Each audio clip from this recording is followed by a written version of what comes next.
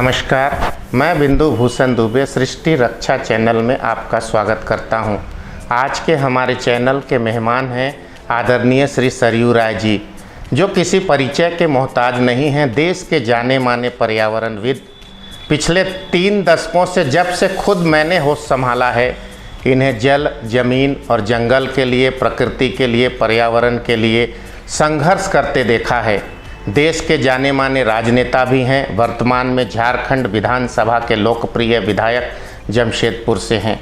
मैं सरयू राय जी के समक्ष सृष्टि रक्षा चैनल के माध्यम से झारखंड में नदी संकट, इस विषय पर संकट और इसका समाधान, समस्या और समाधान विषय पर श्रीमान सरयू राय जी से मार्गदर्शन चाहूँगा।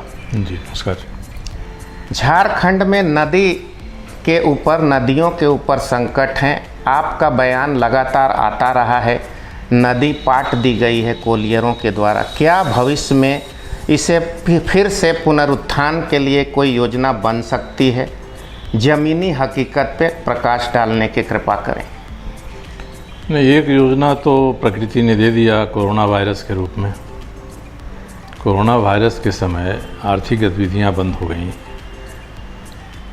और प्रदूषक उद्योगों का उत्पादन बंद हो गया, तो देश भर से ये खबर आने लगी कि नदियां साफ़ हो गई हैं, वातावरण साफ़ हो गया है। अब ज़रूरत है कि किस तरह से हम लोग इसको मेंटेन रख सकते हैं। एक तो स्पष्ट हो गया कि नदियां अपने नहीं गंदा होती हैं, इसको गंदा करने वाली सोच भी है, गंदा करने वाला समूह भी है। और मेरे जैसा आदमी शुरू से ये कहते रहा है कि नदियों पर कृपा नहीं करनी चाहिए कि हम आपको साफ़ कर देंगे। गंगा जी को साफ़ करने के लिए गंगा एक्शन प्लान बना, दामोदर एक्शन प्लान बना। ऐसा लगा कि गंगा जी साफ़ होना ही नहीं चाहती, हम उनको साफ़ करना चाहते हैं। मैंने उस समय भी कहा था, वर्तमान प्रधानमंत्री से भी मैंने कहा कि नदियों को साफ़ करने का आह्वान करके नदियों पर कृपा नहीं करनी चाहिए। नदियाँ तो हर मानसून में अपने आप को साफ़ कर लेती हैं, फिर 3 महीने के बाद हम उसको गंदा करना शुरू करते हैं। उस गंदगी को वो बहा कर नहीं ले जा सकती है, क्योंकि प्रवाह कम हो जाता है तो नदी गंदा हो जाती है। इसलिए नदी को साफ़ करने की योजना बनाने से बेहतर है कि नदी को हम गंदा ना करें, योजना इसकी बने। जो नदियों को गंदा करने वाले लोग हैं उनके ऊपर हम लगाम लगाएं कि आप गंदा मत करिए।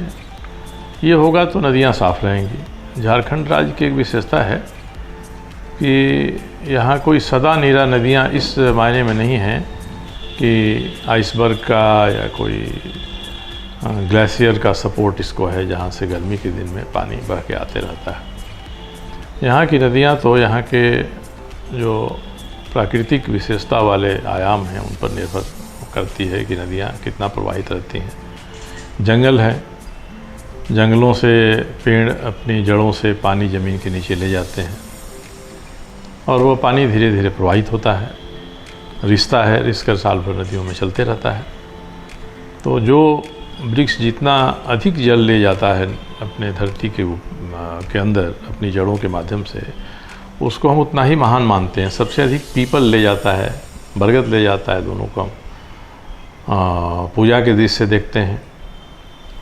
तो इनकी जड़ों के माध्यम से जो नीचे ज़मीन के नीचे सोते बनते हैं, जिसको फर्स्ट ऑर्डर स्ट्रीम कहा जाता है, तो फर्स्ट ऑर्डर स्ट्रीम से ही जो पानी निकलता है वही निर्झर के रूप में या धरती के ऊपर या धरती के भीतर अपना प्रवाह बनाए रखता है। उसी से हमारी नदियाँ जिंदा रहती हैं।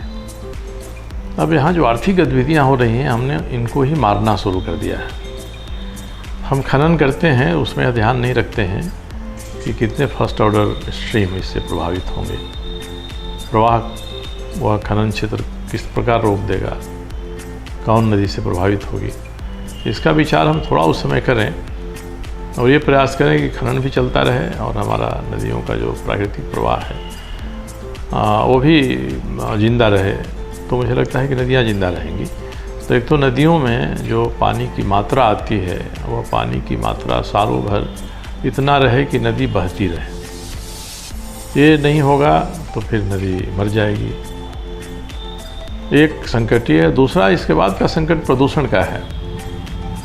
कि हमारे यहाँ जितने उद्योग धंधे लगे हैं वो नदियों के किनारे ही लगते हैं। दामोदर के किनारे तो सारी कोलवासरिया, कोयले का एरिया वहाँ है, ताप बिजली घर, बोकारो स्टील जैसे कारखाने, तेनो घाट विद्युत लिमिटेड का कारखाना है। ये सब के सब HEC लगा, स्वर्णरेखा के किनारे लगा। तो नदियों के किनारे सभ्यताएं विकसित हुई, हमने वहीं उद्योग लगाए, इसलिए कि उद्योगों के लिए पानी की ज़रूरत है। तो नदियों ने तो आपको सपोर्ट किया। तो जिस तरह से भगवान शंकर ने आशीर्वाद दिया था भस्मासुर को, उसी तरह से नदियों ने आशीर्वाद दिया उद्योगों को, और ये उद्योग नदियों के लिए भस्मासुर बन गया। इनके अस्तित्व को ही लील जाने पर ये उतारू हो गए। कुछ दिनों से अभियान चल रहे हैं राष्ट्रीय स्तर पर भी, हम लोगों की जहाँ तक क्षमता है हम लोग भी चलाते हैं। तो कई चीज़ें नियंत्रण में आई हैं। कोरोना के पहले ही दामोदर का 95% जल साफ़ हो गया था। कैसे? और इस तरह से हुआ कि जो मैंने प्रधानमंत्री नरेंद्र मोदी से मैं मिला था अगस्त 2017 में, तो बातों बातों मैंने कहा, उन्होंने पूछा कि आपका पर्यावरण कार्यक्रम कैसे चल रहा है। उसी दरम्यान मैंने बताया था कि नदियों को साफ़ करने की योजना नहीं बढ़ानी चाहिए, जो गंदा करते हैं उनको रोकना चाहिए। और हम लोगों ने यही किया जन जागरण के माध्यम से, पर दबाव डालकर। सरकार बनी नरेंद्र मोदी की, तो पीयूष गोयल मंत्री थे कोयला बिजली के, उनके साथ बैठक कराया मैंने सारे उद्योगों के जो अफसरों का, हाँ, जो CMD हैं, इन लोगों का कराया। तो उन्होंने कहा कि आप इसके लिए योजना बनाओ 3 महीने के भीतर कि हमारा एक बूंद भी गंदा प्रवाह, बहिस्राव नदी में नहीं जाएगा। ये किया हम लोगों ने। तो लोगों ने इस तरह की व्यवस्था करनी शुरू की। और ये बात भी सामने आई कि उद्योग जो नदी से जल लेते हैं, नदी में जल की मात्रा भी कम होती है, इनका भी बिल ज़्यादा उठता है जल का। आप एक बार पानी लीजिए तो उसको रिसाइकिल करिए, अपने भीतर इस तरह की व्यवस्था बनाइए कि भीतर ही आपका वो जल साफ़ हो जाए, फिर से हम उसका इस्तेमाल करें, तो जीरो डिस्चार्ज हो जाएगा आपका और रिसाइकिलिंग हो जाएगा। तो सभी उद्योगों के अब ज़रूरी हो गया है कि रिसाइकिलिंग करें और जीरो डिस्चार्ज करें। कई ऐसे उद्योग हैं छोटे, रांची में भी हैं, जमशेदपुर में भी हैं, जो अपने कैंपस में गड्ढा खोद देते हैं, पक्का नहीं करते हैं, उसके नीचे का पानी जाकर सोखता बनाते हैं, पूरे इलाके के पानी को, चापाकल को और गंदा कर देता है।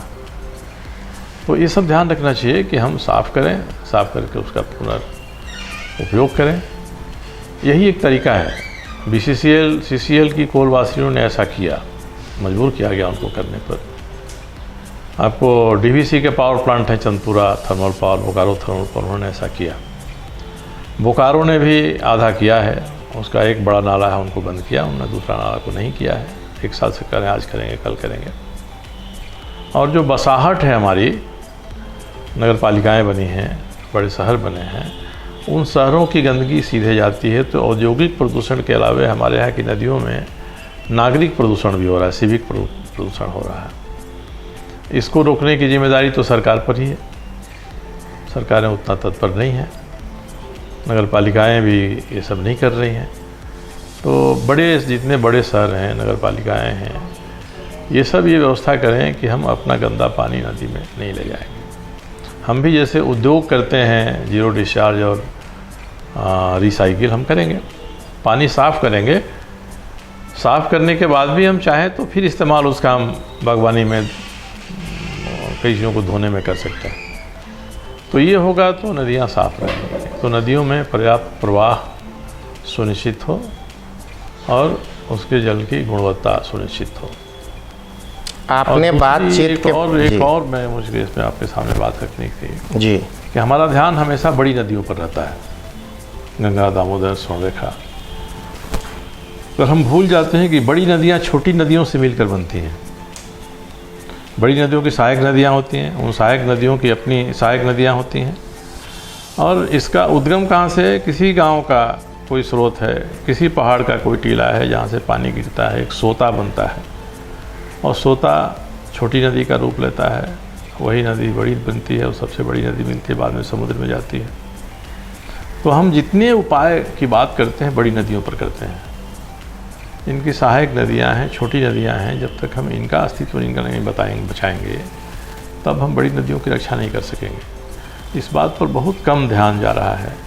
ऊपर में नदी को पाटते हैं, सुवर्णरेखा में चले जाइए, उसका उद्गम स्थल 500 मीटर नीचे चला आया है, खेती कर रहे हैं लोग, उसको भर दे रहे हैं। तो ऐसे करते करते करते जब छोटी नदियाँ सिमटेंगी, उनका अस्तित्व समाप्त होगा, तो पूरे पानी का दबाव तो बड़ी नदियों पर आएगा। मानसून में पानी तो होगा ही होगा, हमारी नदी मरते जाएगी।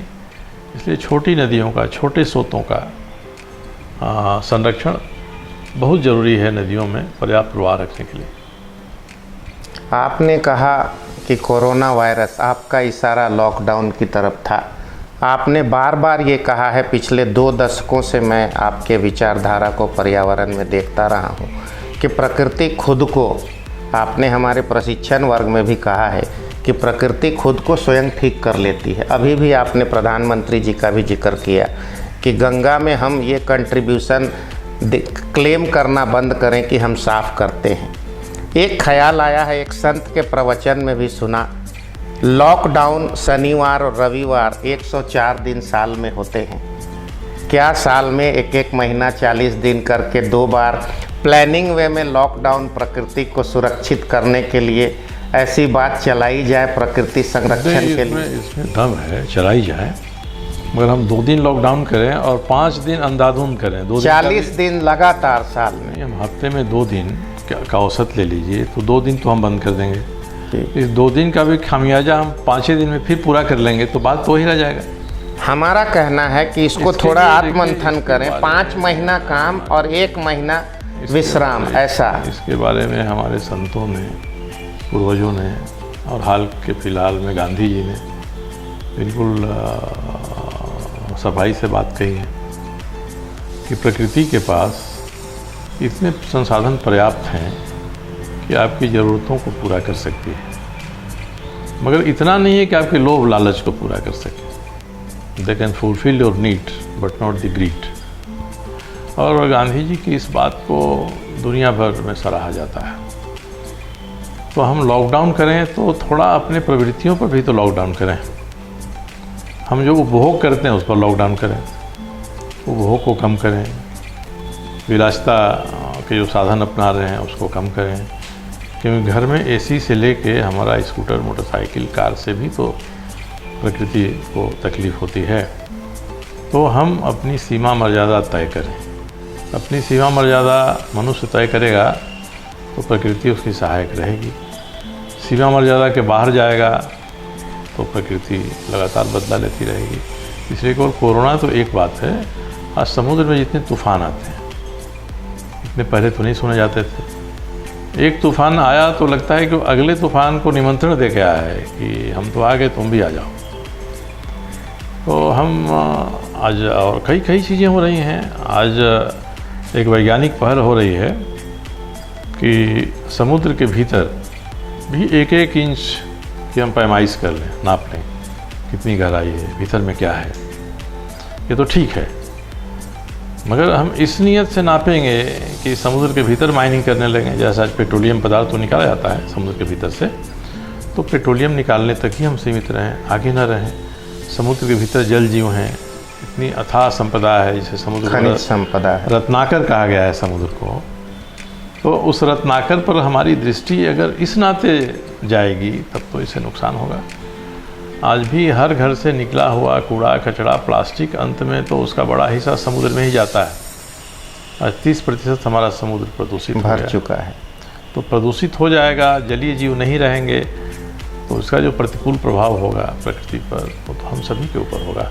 इसलिए केवल ग्लेशियर का पिघलना ही एक ये नहीं है कि जिसको हम कहते हैं कि धरती गर्म हो रही है, ग्लोबल वार्मिंग की बात होती है, या कहे कि धरती को बुखार आने लगा है। आम आदमी की भाषा में धरती को बुखार आ रहा है। तो बुखार आता है तो हमको पैरासीटामोल दिया जाता है, कोई दवा दी जाती है, जिस कारण से आ रहा है उसकी दवा की जाती है।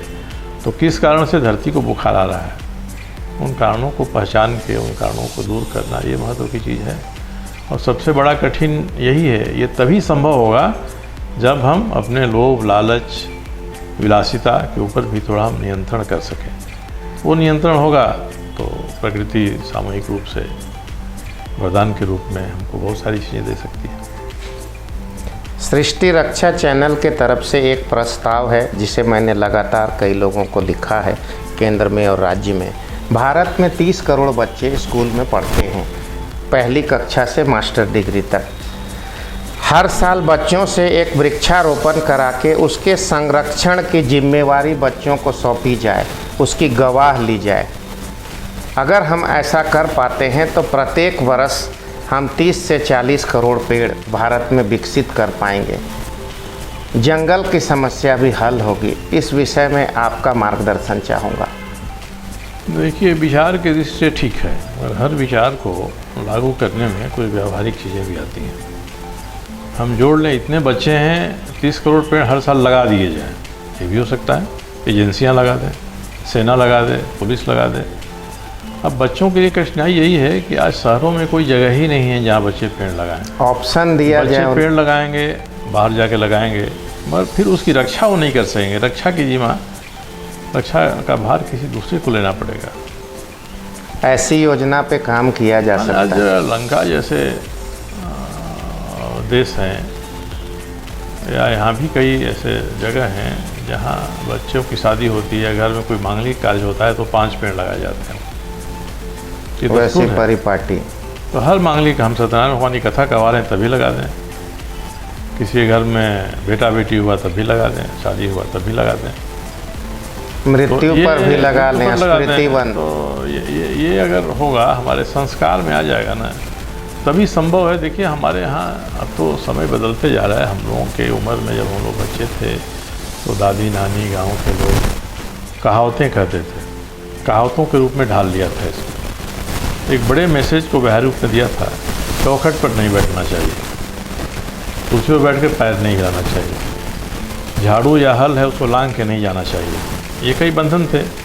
वैज्ञानिक जिसे सोचिएगा तो क्या फालतू है, मगर ये जब किसी ने भी तय किया होगा कि इस तरह के मुहावरे, इस तरह की किंवदंतियाँ हम समाज में, हल को नहीं लांघना चाहिए, इस पे थोड़ा विस्तार से आप बताएंगे क्यों ऐसी बात कही गई? एक तो जो पेशा है हल का, खेती करना, एक तो उसका आदर हम करते हैं। दूसरा, हल चलता है ज़मीन में, कहाँ कहाँ जाता है आता है, अगर उसको लांघ रहे हैं, हो सकता है कि उसमें कुछ ऐसा है जो अच्छा नहीं हो, आप उससे प्रभावित हो जाए, तो कई चीज़ें हो सकती हैं। तो इसको लोगों ने आज तो देखिए व्याख्या तो बहुत हो गया। हम टीका क्यों लगाते थे, हम वास्तु का जो सिद्धांत है उसके हिसाब से क्यों बनाते थे, तो आज व्याख्या करने वालों की बड़ी जमात हो गई है। मगर जिन्होंने इसको आरंभ किया होगा, उन्होंने यही सोचा होगा कि भाई हम संस्कार में डाल दें इस बात को। आज देखिए, बच्चे स्कूल जाते हैं, हमारी पोती स्कूल की 5 साल 5.5 साल की पढ़ती थी, UKG में। तो एक बार आई, ऐसे ही हम नल खोल दिए और बाहर आए, कुछ तौलिया लेके जाएंगे, रोका उसने, you are wasting the water. तो बच्चे रोकते हैं, हम लोग गाड़ी में जाते हैं, तो अगर बच्चे बैठे हैं तो हम लोग कहा ना, गाड़ी में कुछ खाए, भुंजा खाए, कुछ खाए, ठोंगा फेंक देंगे बाहर। तो कई बार हमने देखा है कि जो बच्चे उसमें मार करते रहते हैं। अगर हम उसको गाड़ी के अंदर कोई डस्टबिन जैसा जगह उसमें रखेंगे तो खुश होते हैं, कहते हैं कि हम यही देख रहे थे कि आप क्या करते हैं इसका। तो ये संस्कार तो वहाँ पैदा हो रहा है, और ये संस्कार जब तक समाज में नहीं रहेगा तब तक केवल स्कूल के संस्कार से तो होगा नहीं। वहाँ आता है, घर में आके सब स्वाहा हो जाता है। तो इसीलिए बड़े बुजुर्गों ने भी अपने ऊपर नियंत्रण रखा था, कहाँ हमको बोलना चाहिए, कहाँ नहीं बोलना चाहिए, सार्वजनिक रूप से क्या कहना चाहिए, बच्चे हैं तो क्या, कैसे हमको आचरण में परहेज करना चाहिए। ये जो नियंत्रण अपने ऊपर लगे हुए थे, ये सामाजिक संस्कार था। ये सामाजिक संस्कार खत्म हो गया तो व्यक्तिगत सब संस्कार हम प्रशिक्षण के माध्यम से देते जाएंगे तो पर्याप्त नहीं होगा। ये संस्कार समाज में उपजना चाहिए, और इसके लिए कहा गया कि महाजनों जैन गतः सहपंथा। तो जो बड़े लोग हैं वे अगर मिसाल बनाते हैं, नरेंद्र मोदी जी की कई मिसालें लोग पालन करते हैं, तो इसलिए समाज में भी कोई इस तरह के लोग हैं, इस तरह का माहौल बनाएंगे तो इससे बेहतर स्थिति होगी, और तभी प्रकृति पर जो संकट है उससे भी सुरक्षा हो सकेगी, और खासकर अपनी भी सुरक्षा उससे हो सकेगी। हमने राय जाने आदरणीय सरयू राय जी के पर्यावरण के विषय में, जल संकट के विषय में, नदी संकट के विषय में और इनके संरक्षण के विषय में। आज के साक्षात्कार के लिए मैं इनका आभार प्रकट करता हूं। कार्यक्रम के समापन के पूर्व अंतिम बात इनसे पूछना चाहूँगा कि आपके जीवन का अगला पड़ाव पर्यावरण के दिशा में किन किन सिद्धांत और आयाम की ओर बढ़ने वाला है। नट सेल में संक्षिप्त में ये पूछूं तो आपका आने वाले समय में पर्यावरण की दिशा में किस दिशा में आप बढ़ने वाले हैं? देखिए, पर्यावरण के अनंत पहलू हैं। बड़े बड़े वैज्ञानिक अंतर्राष्ट्रीय संस्थानों में शोध कर रहे हैं। एक गांव में बैठा व्यक्ति भी पेड़ में धागा बांध रहा है। इसके बीच में स्कूल, कॉलेज, शिक्षण, प्रशिक्षण, सरकारें बहुत सारे हैं जो अलग अलग। मैंने अब तक जो किया है, मेरा अनुभव रहा है, कोई व्यक्ति पर्यावरण की रक्षा के लिए जो काम कर रहा है, पर्यावरण को बेहतर बनाने के काम कर रहा है, तो मैं उसमें सहयोग करूँगा। तो आगे की मेरी भूमिका ये रहने वाली है, सहयोगी के नाते जो जहाँ कर रहा है उसमें मैं सहयोग करूँ, उसको प्रोत्साहन मिले, अच्छा काम मिले। अब अपने हम कितना कर रहे हैं इसका रिकॉर्ड रखने से ज़्यादा जरूरी है कि दूसरे जो कर रहे हैं उनको लगे कि हमारे पीठ पर किसी का हाथ कर रहा है, अच्छा मान रहा है, वो प्रोत्साहित हो। मेरी भूमिका आगे निश्चित ये रहेगी। और दूसरी ये रहेगी कि सरकारें अपने नियमों से, अपने आचार व्यवहार से, अपने कानून से पर्यावरण को नुकसान पहुँचा रही है, उसका मैं विरोध करूँ।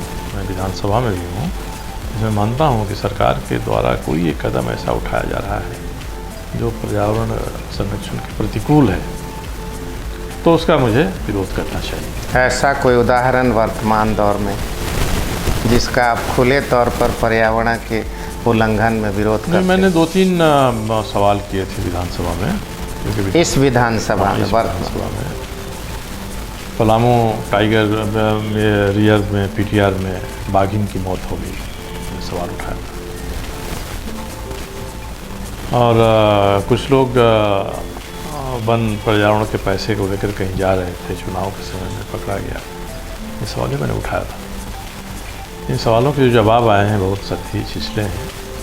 उससे आप संतुष्ट नहीं हैं? हाँ, संतुष्ट नहीं, एक और असंतुष्ट हूँ मैं।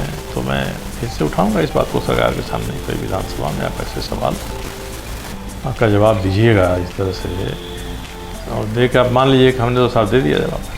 ऐसा नहीं है। ऐसे जो भी मुद्दे आएंगे, जैसे अभी एक विषय है जिस पर मैंने ट्वीट भी किया था कि हमारे राज्य में वन विभाग का जो सर्वोच्च पद होता है, principal chief conservator for species, प्रधान वन संरक्षक, प्रधान मुख्य वन संरक्षक, तो इस पर सरकार की मर्जी, जो योग्य है उसमें किसी को बहाल करे। मगर अभी जिसको पीसीसीए बनाया है उसको प्रदूषण नियंत्रण बोर्ड का अध्यक्ष भी बना दिया है, जबकि 2017 में सुप्रीम कोर्ट का ये निर्देश है मुकदमे में कि राज्य प्रदूषण नियंत्रण बोर्ड का अध्यक्ष वही बनेगा जिसको पर्यावरण का विशेष ज्ञान होना चाहिए, और कोई ऐसा नहीं बनेगा जिससे कन्फ्लिक्ट ऑफ इंटरेस्ट हो। तो पीसीसीए को ही बना दिया, विशेष ज्ञान नहीं है, एक स्वतंत्र बनना चाहिए। और वन विभाग से भी तो हितों का टकराव हो सकता है ना, प्रदूषण नियंत्रण बोर्ड का। तो वन विभाग से कहीं हितों का टकराव होगा तो दोनों में निर्णय लेने में इनको दिक्कत होगी। इसलिए सर्वोच्च न्यायालय ने जो निर्णय दिया है, निर्देश दिया है, उस निर्णय में उसने ये भी लिखा है कि any public spirited person can go to the high court if this criterias are violated. तो इसने तो हमको, आपको, सबको कहा है सर्वोच्च न्यायालय ने। मैं देखता हूँ कौन ऐसा पब्लिक स्पिरिटेड पर्सन है, जाएगा कोर्ट में, उसकी सहायता करूँगा, मदद करूँगा, और अपने में कोशिश करूँगा कि सरकार अपने निर्णय बदले। प्रदूषण नियंत्रण बोर्ड के पद पर जो विशेष ज्ञान रखता है पर्यावरण का, उसको बहाल करना चाहिए। ये तो था आदरणीय सरयू राय जी का मार्गदर्शन।